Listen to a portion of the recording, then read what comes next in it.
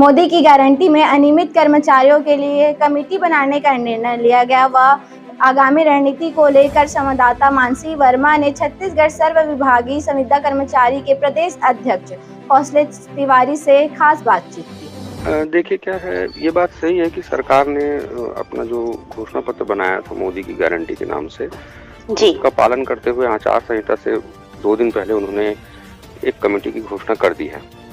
और ठीक है, कमेटी की घोषणा कर दी गई है, लेकिन संविदा कर्मचारी महासंघ यह मानता आ रहा है कि ऐसी प्रशासनिक कमेटियों के परिणाम बहुत अच्छे या कुछ खास उनके परिणाम आज तक नहीं निकले।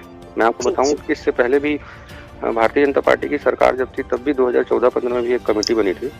फिर उसके पश्चात कांग्रेस की सरकार में भी 2019 में कमेटी बनी थी और इन कमेटियों का आज तक कोई परिणाम नहीं मिला। और इसी कारण हमने जब अभी कुछ समय पहले हम विधानसभा सत्र चल रहा था तो हम लोगों ने संगठन के माध्यम से विधानसभा में जाकर माननीय मुख्यमंत्री जी को एक ज्ञापन सौंपा था कि इस बार जो कभी कमेटी आप बनाएं वो उप मुख्यमंत्री जी की अध्यक्षता में बनाएं। हम ये चाहते हैं कि इस प्रकार की जो समस्याएं हैं कर्मचारियों के संबंध में, उनका निराकरण एक समय सीमा में हो और इसमें समय सीमा में निराकरण हो, इसके लिए उस कमेटी में राजनीतिक नेतृत्व का शामिल होना बहुत जरूरी है। तो इसके लिए सबसे बेहतर व्यक्तित्व जो है वो प्रदेश के उप मुख्यमंत्री भी हैं। तो हमारा ये मानना था कि अगर उप मुख्यमंत्री जी की अध्यक्षता में कमेटी बनेगी तो परिणाम ज्यादा अच्छे और सार्थक मिलेंगे। अब क्योंकि उप मुख्यमंत्री जी की अध्यक्षता में कमेटी नहीं बनी है और इस कमेटी में यह भी नहीं बोला गया है कि कितने दिनों में अपनी सिफारिशें देगी, कितने दिनों में अपनी अनुशंसा देगी, तो अब इसका ये समय ही बताएगा कि इसका क्या परिणाम मिलता है। जी, कहीं ना कहीं देख सकते हैं कमेटी गठन होने के बाद भी कर्मचारियों में निराशा है। हाँ जी, बिल्कुल निराशा है, क्योंकि हम संविदा कर्मचारी महासंघ तो लगातार ये कहता रहा है कि राजनीतिक नेतृत्व को कमेटी की अध्यक्षता करनी चाहिए। एक बड़े वरिष्ठ उप मुख्यमंत्री जो हमारे बनाए गए हैं उनमें से किसी एक को इसकी अध्यक्षता देनी चाहिए ताकि कुछ परिणाम मिल सके। प्रशासनिक कमेटियां बहुत ज्यादा अभी तक पिछले कुछ उदाहरण दिखाई दिए हैं प्रशासनिक कमेटियों के, वो उन उदाहरणों से पुराने उदाहरणों से हम काफी निराश हैं। तो ऐसे में क्या होता है, फिर से वापस वही पुरानी प्रशासनिक कमेटियां बना देना और उसकी कोई समय सीमा निर्धारित न करना, इससे क्या है, बहुत सकारात्मक संदेश तो नहीं है। जी, कमेटी का गठन हो गया है, अब कितनी उम्मीदें हैं कर्मचारियों को सरकार से?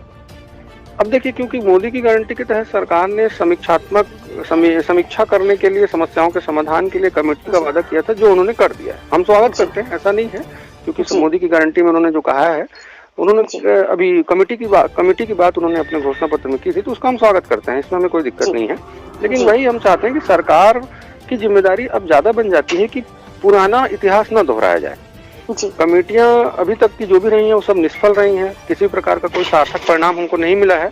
तो इसमें हम चाहते हैं कि सरकार इसमें एक कमेटी का जो स्वरूप है और उसमें जो एक समय सीमा निर्धारित कर दे तो ज्यादा उचित होगा। जी अध्यक्ष जी, आगामी दिनों में लोकसभा चुनाव है, आचार संहिता बस लगने ही वाली है, कर्मचारियों पर क्या असर देखने को मिलेगी? कर्मचारियों का जहाँ तक ये है तो कर्मचारी देखिए क्या रहता है, वो बहुत धीर गंभीर शांत और पूरा घटनाक्रम जो भी है सरकार के वादों का या उसको बहुत बारीकी से नजर बनाए हुए हैं। और जहाँ तक चुनावों की बात है तो उसमें सब अपने स्वविवेक का इस्तेमाल करके अपने मताधिकार का प्रयोग करेंगे। जी। आगे की रणनीति क्या रहेगी संविदा कर्मचारी की? आगे की रणनीति अब लोकसभा चुनावों के पश्चात ही हम सार्वजनिक करेंगे। अभी तो हम बकायदा इस लोकतंत्र के महाकुंभ में सम्मिलित होने वाले हैं चुनाव में। तो आगे की रणनीति हम लोकसभा के पश्चात ही मतलब चुनाव के पश्चात ही सार्वजनिक करेंगे। दूसरा, हम सरकार से आपके माध्यम से अपील करना चाहते हैं कि कमेटी में कोई समय सीमा निर्धारित की जाए ताकि वो बहुत अच्छा परिणाम दे सके। जी, बहुत बहुत धन्यवाद हमारे कॉल तक में जुड़ने के लिए। आपका भी बहुत बहुत आभार। जी।